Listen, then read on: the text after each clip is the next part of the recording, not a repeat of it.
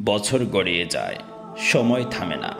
কিন্তু সেই সময়ের পাখি বন্দী হয়ে আছে ত্রিশূর্ধ্ব বয়সের মোস্তারি। সমাজের চোখে সে যেন অনন্ত এক প্রশ্নবোধক চিহ্ন, এক ধরনের অপরাধী, বিয়ের বয়স পার হয়ে যাওয়া অবলা এক নারী।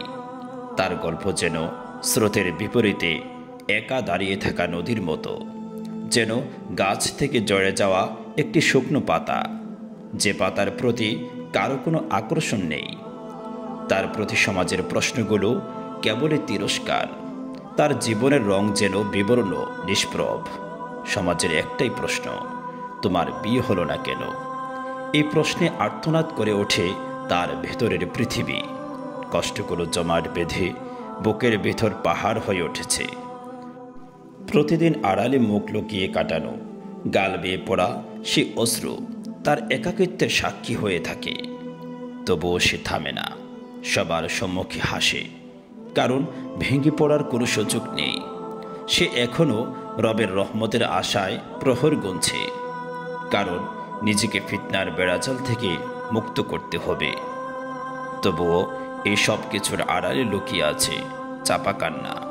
সে জানে তার হাসি অনেকের চোখে অবজ্ঞা, তার কাজ অন্যদের চোখে অপ্রয়োজনীয়, সমাজের চোখে তার অস্তিত্ব যেন প্রশ্নবোধক চিহ্ন। তবে সে যেন জ্বরের কবলে একা দাঁড়িয়ে থাকা একটি বটগাছ, জ্বরেও না আবার ভেঙেও পড়ে না। তার বুকে লুকিয়ে আছে নিজেকে ভালোবাসার সক্ষমতা, কারণ সে জানে কেবল বিয়ের বয়স পার হয়ে যাওয়া একজন নারী নয়, তার এক একটি গল্প জীবনে জ্বলে ওঠার মতো উৎসব জাগায়। সমাজের প্রশ্ন আর কটাক্ষ তাকে দমাতে পারে না। সে বাঁচে রবের রহমতে, ইমানের উদ্দীপ্ত আলোয়, মনের শক্তিতে। আর নিত্যকার এই গল্পগুলোই তাকে অদম্য করে তোলে।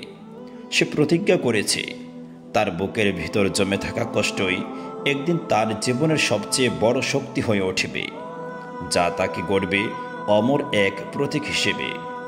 হাজারটা পথ মাড়িয়ে অবশেষে রোকিয়া শারিয়ার সন্ধান পেয়েছে। মুহূর্তকাল দেরি না করে চলে এসেছে আমাদের কাছে। রবের উপর পুরনো তাওয়াক্কুল করে রোকিয়া সেশন নিয়েছে। 1 সপ্তাহ পর আপডেট জানালো আজ তার বিয়ে। উত্তম একজন সঙ্গী পেয়েছেন আলহামদুলিল্লাহ। কোরআনের বরকতে অনেকেই নিজেকে আবিষ্কার করেছেন আলোকিত জীবনের মঞ্চে। রোকিয়া শারিয়া তাকদীরের ফায়সালা আপন করে পাওয়ার কোরআনিক মাধ্যম।